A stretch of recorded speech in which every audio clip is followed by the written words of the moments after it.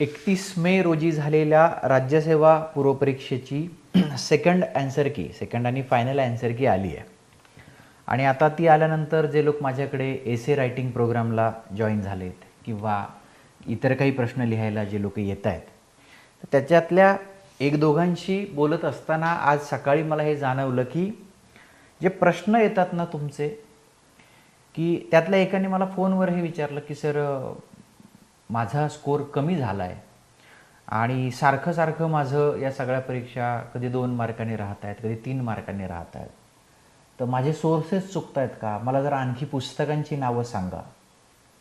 तर माझा मुद्दा हा आहे की प्रत्येक वेळेला आणि परीक्षा या सगळ्या सायकलमध्ये या चक्रामध्ये येऊन जर तुम्हाला 2-3 वर्षांपेक्षा जास्त काळ होऊन गेला असेल आणि प्रत्येक वेळेला प्रत्येक अटेम्प्टला फेल झाल्यानंतर तुम्ही जर बाहेर प्रश्नांची उत्तरं शोधत असाल, की कोणीतरी शेळके सर सांगतील की अरे तू हे नको वाचू तर ते वाच, आणि सोर्सेस हा जर प्रॉब्लेम तुम्हाला वाटत असेल तर तुमची दिशा चुकलेली आहे.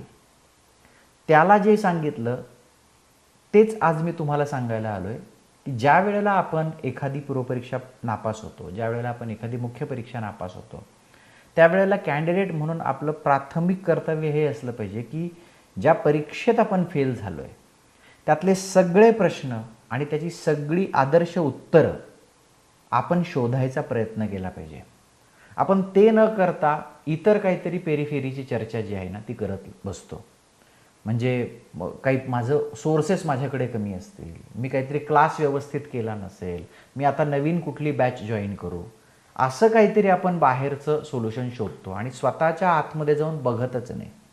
तर त्या दृष्टीने सेकंड की आली आहे आणि कट ऑफ किती येईल, काय येईल वगैरे, ते आपण ती सगळी चर्चा फार पूर्वीच बंद केलेली आहे, कारण त्या चर्चांना अर्थ नसतो.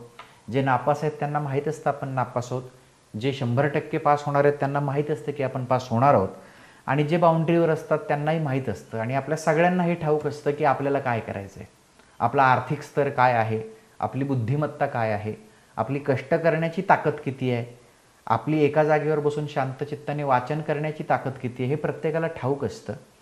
आणि त्यामुळं मग मी आता पुढच्या वर्षीच्या प्रिलिम्सची आणि मेन्सची तयारी करू का, की आता मग कंबाईनला थोडा बरा स्कोर येतोय त्याच्या मेन्सची तयारी करू, पण मग कंबाईनवर माझा स्कोर तिथं पण थोडासा बॉर्डर लाईनवर आहे. हे सगळं ज्याने त्याने निर्णय ते घ्यायचे असतात. नाहीतर मग काय होतं, तो जो कॉन्टेंट मेकिंगचा बाजार सगळा भरतो ना यूट्यूबवर, की रोज कोणीतरी उठून येतं की काय किती लागेल कट ऑफ, आता काय करावे, मग काय करावे, आता पहिली की आली आहे आता काय करावे, आता सेकंड की आली आहे आता काय करावे, आता निकाल लागला आता काय करावे. मग सगळं जर तुम्हीच सांगायचं तर मग तुम्ही काय करायचं. हे जे काही असे भंपक प्रश्न आहेत आणि या भंपक क्लिकबेट थंबनेल आहेत ना, हे कल्चर कुठेतरी महाराष्ट्रात थांबलं पाहिजे. आपलं सगळं नुकसान ह्या अशाच प्रकारच्या सगळ्या मीडियामुळं होतं आहे, की 18 तासात शिका इकॉनॉमी, एका रात्रीत शिका विज्ञान, 14 तासात सगळा इतिहास कवर. असं जर 14 तासात आणि 15 तासात आणि एकाच व्हिडिओमध्ये सगळा इतिहास, सगळा विज्ञान, सगळी इकॉनॉमी कव्हर होत असती तर कशाला वर्षभर अभ्यास करायचा. काहीतरी इथं ते पुस्तकं आणि ते छापून ते तुम्ही बघत बसायचं, कारण तुम्ही हे असल्या प्रकारचं टाइमपास गोष्टी करताना त्याचा अर्थच मुळात हे असतो की तुमचा अभ्यास झालेला नाही आहे. नॉन सिरियस, नॉन सिन्सिअर जे लोक आहेत ना, ते सगळ्या ह्या अशा प्रकारच्या ॲक्टिव्हिटी करत बसतात. सर कट ऑफ किती येईल, आपल्या फोनवर पण मेसेज येतात, बऱ्याचदा आमच्याकडून उत्तर जात नाहीत, वैयक्तिक मी तर कधी देतच नाही. काय सांगायचं, ती 10 मार्कांची रेंज सांगून काय करायचं, 95च्या पुढे येईल. अरे म्हणजे नेमकं किती येईल, 94च्या माणसांनी काय करायचं, 96च्या माणसांनी काय करायचं. एका 2-2 मार्कावर कितीतरी हजारो कॅन्डिडेट्स तिथे असतात. त्यामुळं आपल्या प्रत्येकाला तो कॉमन सेन्स डेव्हलप झालेला असतो की नाही मी बऱ्यापैकी खाली आहे, नाही मी 100% आहे, आणि मला आता क्लास 1 गॅझेटेड व्हायचं असेल तर जरी ही प्री नापास झालो तर पुढच्या वर्षीची मी करणार आहे. मला जर भीती वाटत असेल की नाही बाबा मला लिहिता येणार नाही आहे, मला कॉन्फिडन्स नाही आहे, मी आता कंबाईन करतो. हे प्लेन आणि सिम्पल आहे. हे कुठल्याही मास्तरला, कुठल्याही मेंटरला विचारायची गरज नाही, आणि हे कुठल्या मेंटरनं सांगूही नाही की तुम्ही आता हे करावे आणि तुम्ही आता ते करावे. बाबा रे, तुला लिहायचंच असेल आणि तुला डेप्युटी कलेक्टर व्हायचंच असेल, ACST व्हायचंच असेल, क्लास 1 DYSP व्हायचंच असेल, तहसीलदार व्हायचंच असेल, ते लिहायला बस. तुला UPSCमध्ये इंटरेस्ट असेल, तुझं इंग्रजीचं आकलन चांगलं असेल, तुला फेडरल सोर्सेस जे आहेत त्याचं आकलन तुझं चांगलं असेल, 24 मेला झालेल्या UPSC प्रिलिम्सबद्दल त्याचा रँडमनेस तुला कळला असेल, तर तू ठरव तुला UPSCमध्ये तिकडे लार्जर याच्यावर जायचं आहे की महाराष्ट्रामध्ये तुला MPSCमध्ये लवकर एक गॅझेटेड क्लास 1 पदरात पाडून घ्यायची आहे. दोन्ही अप्रोच आता वेगळे आहेत. 24 मेचा पेपर आपल्याला वेगळं सांगतोय, 31 मेचा पेपर आपल्याला वेगळं सांगतोय. मी दोन्ही सोबत करतो. हा अप्रोच पूर्णपणे आता चुकीचा आहे. मेन्सच्या बाबतीत, रायटिंगच्या बाबतीत ते कितीही खरं असलं तरी ज्या प्रकारचा रँडमनेस 24 मेच्या प्रिलिम्सने दिलेला आहे, तर आपल्याला हा विचार करावा लागेल की किती चान्स घ्यायचा आहे.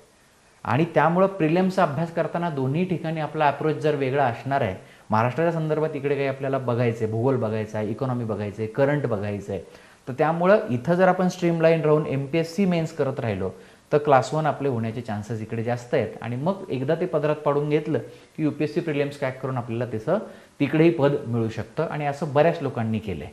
म्हणजे आधी इथे डेप्युटी कलेक्टर व्हायचं आणि मग तिकडे IAS झाले लोक आहेत, IPS झालेले जुन्या पॅटर्नमध्ये काहीतरी सिक्युअर करून आपल्याला ते मिळू शकतं. अर्थात हा ज्याचा त्याचा कॉल आहे. मी काय करू, मी कुठली परीक्षा करू, हे कुठल्याही शिक्षकांना सांगण्याचं कारण नाही आणि तुम्ही मला विचारण्याचं ते कारण नाही.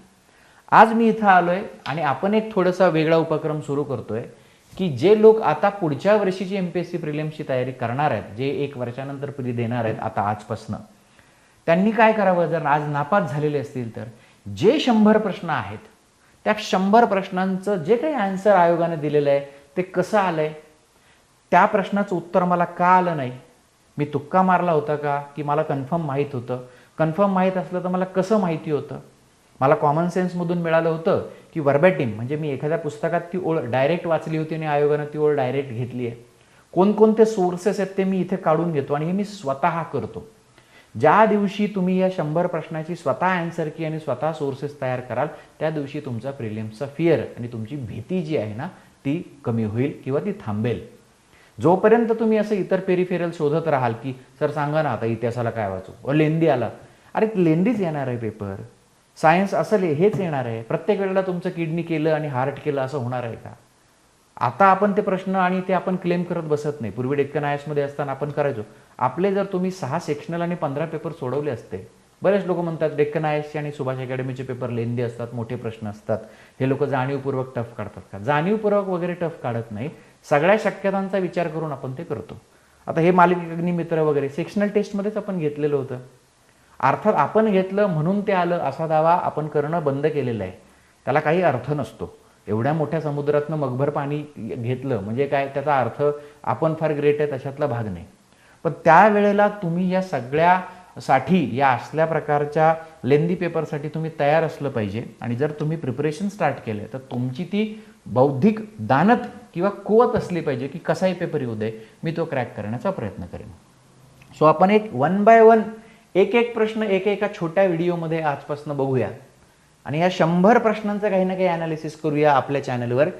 काय आहे बघा, माझ्याकडे संच A आहे आणि या A संचामध्ये जो एक प्रश्न आहे बघा, पहिला, ब्रिटिश इंडियन असोसिएशन या संस्थेने 1853 मध्ये चार्टर ऍक्ट जो आहे त्याच्या नूतनीकरण प्रसंगी संसदेकडे कोणत्या मागण्या केल्या होत्या. संसदेकडे कोणत्या मागण्या केल्या होत्या असा प्रश्न आहे बघा. कोणत्या मागण्या केल्या होत्या. आयोगाने आन्सर दिलेला आहे A, B आणि D. आयोगाने दिलेला आन्सर आहे A, B आणि D. म्हणजे कायदे मंडळ, कार्यकारी मंडळ व न्यायमंडळ यांचे कार्यक्षेत्र स्वतंत्र असावे, मोठमोठ्या उच्च पदांचे वेतन कमी करण्यात यावे, मीठ, अबकारी कर व मुद्रा कर समाप्त करण्यात यावा. फक्त C जो आहे ते चुकीचं आहे. ABD आयोगाने दिलंय. प्रश्न आता हा नाही आहे की हे उत्तर कळलंय आणि आता मग गुगलवर जाऊन रिव्हर्स ट्रॅक करून त्याचं एक्सप्लेनेशन देणं. आपला हेतू इथं वेगळा आहे. हे कसं विचारलं, का विचारलं, कुठून विचारलं आणि हे मला येणं अपेक्षित होतं का. जर माझी प्रिलिम्स आज 2 मार्कांनी गेलेली असेल, 1 मार्कांनी गेली असेल तर ह्या प्रश्नामुळे ती गेली आहे का. म्हणजे 1853चा चार्टर ऍक्ट समजा ठीक आहे, मी बिपिनचंद्र वाचलं असेल, मी NCERT वाचलं असेल, मी ग्रोव्हरमधून काही सगळे ऍक्ट्स करून घेतले असेल तर ठीक आहे बाबा, शेवटचा चार्टर ऍक्ट आहे, काही गोष्टी तिथं मला कळत आहेत, कंपनीचं जे काही सगळं वर्चस्व आहे किंवा कंपनीची जी सत्ता आहे ती कमी कमी होत जाताना दिसते. आणखी काय की ब्रिटिश इंडियन असोसिएशन या संघटनेविषयी मला माहिती आहे का. हो, आपण कंबाईनपासून सगळ्या ज्या काही संस्था आहेत म्हणजे जमीनदारी असोसिएशनपासून तर अगदी काँग्रेसच्या निर्मितीपर्यंत सगळ्या संस्थांचा उल्लेख केलेला आहे. किंवा हे जे पुस्तक आहे बघा, आता सोर्सेसकडे जायचं तर स्वातंत्र्याचा लढा जेव्हा आमच्या वेळेपासून आम्ही UPSC सुरू करायची असं म्हटलं तर एक बेसिक बायबल आहे नॅशनल बुक ट्रस्टचं. हे इंग्लिशमधलं पुस्तक आहे आणि मराठीमध्ये पण आहे. स्वातंत्र्याचा लढा, बिपिनचंद्र अमलेश त्रिपाठी आणि बोरुंडे यांनी लिहिलेलं. याच्यामध्ये स्टोरी फॉर्मॅटमध्ये ते दिलं आहे. आणि याच्यामध्ये जो इनिशियल सगळा काळ आहे तिथंच त्यांनी दिलं आहे की 1851 साली ही बंगाल ब्रिटिश इंडियन असोसिएशन जी सोसायटी आणि आधीची जी सोसायटी ती एकत्र येऊन काय आहे, ब्रिटिश इंडिया असोसिएशन नावाची नवीन संस्था सुरू झाली. त्यांनी त्याचं जेनेसिस दिलेलं आहे. याच्यामध्येच ते क्लिअर होतं. ती नोट आपल्याकडे असू शकते. एवढं मला क्लिअर आहे. पण मग आता एक्झॅक्टली यांनी चार्टर ॲक्टच्या पार्श्वभूमीला अशा प्रकारच्या मागण्या केल्या होत्या. कारण प्रश्न जर तुम्ही बघितला ना तो माझ्या मते डिफिकल्ट आहे. म्हणजे इथं चारही पर्याय सारखे वाटतात पण एक आहे की ऑल हा पर्याय इथं नाही. म्हणजे ABCD जर असता तर तो जास्त टफ झाला असता. मग कुठेतरी A ही गोष्ट सगळीकडे कॉमन आहे. A जो आहे तो सगळीकडे कॉमन आहे. प्रश्न फक्त उरतो की Cचं काय करायचंय, Bचं काय करायचंय. मग आता आपण सोर्सकडे जाऊया. म्हणजे इथं ठीक आहे, उत्तर कळलंय आपल्याला, कुठून विचारलाय हे थोडंसं आता आपण शोधूया. आणि ते शोधता शोधता लक्षात येतं की हा आयोगाचा एकदम फेवरेट सोर्स आहे जो UPSC मध्ये बरेच लोक अगदी बायबल सारखा वापरतात. स्पेक्ट्रमचं पुस्तक. स्पेक्ट्रम जे काही आहे त्याचं मॉडर्न इंडिया हे जे काही पुस्तक आहे राजीव अहिर यांचं, त्याच्यामध्ये डायरेक्ट हा प्रश्न टॅप होतो. जे काही दिलंय बघा, in 1851 both land holders society and Bengal British India society merged into the British Indian association. It sent a petition to the British Parliament demanding inclusion of some of its suggestions in the renewed charter of the company, such as establishment of separate legislature of popular character, separation of executive from judicial functions, reduction in salaries of higher officials, abolition of salt, abkari and stamp duties. मग इथं फक्त यांनी काय केलं की जिथे separate लेजिस्लेचरचा मुद्दा जो होता, जो त्यांनी C मध्ये दिलेला आहे, India should be represented it, हे एक्स्ट्रा वाक्य जे आहे हे यांनी टाकलंय इथं. हाफ जे आहे ते करेक्ट होतं, Indian should be represented it, म्हणून C तिथे नाही. म्हणून C तिथे नाही. आणि हा झाला आपला सोर्स. स्पेक्ट्रम पेज नंबर माझ्याकडे जे आहे 249, तिथं डायरेक्ट जे काही त्यांनी दिलेलं आहे ते 249 वर, आणि ते करेक्ट तिथं जशाला तसा प्रश्न त्यांनी सेट केला वर्बॅटिम. म्हणजे याच्यात काहीही बदल केलेला नाही.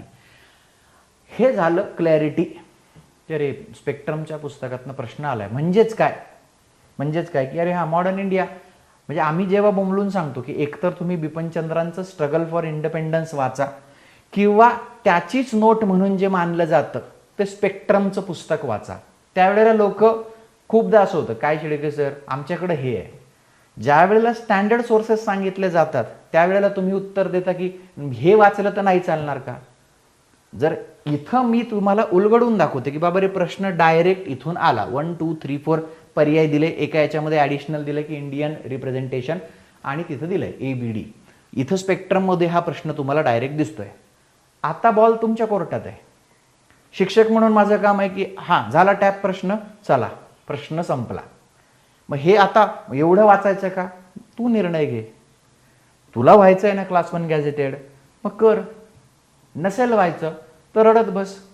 आणि मग इकडं तिकडं काय 16 तासात संपवा मॉडर्न इंडिया, 14 तासात घेतले सगळे समाजसुधारक, असे व्हिडिओ बघ, कॉन्टेंट कन्झ्युम कर, एंटरटेनमेंट कर. हा सूर्य हा जयद्रथ, गोष्ट संपली. नाव यू डिसाइड. आणि असं 100 प्रश्नांसाठी करायचं. नमुना म्हणून मी हे दाखवलं. असं 100 प्रश्नांसाठी करायचं.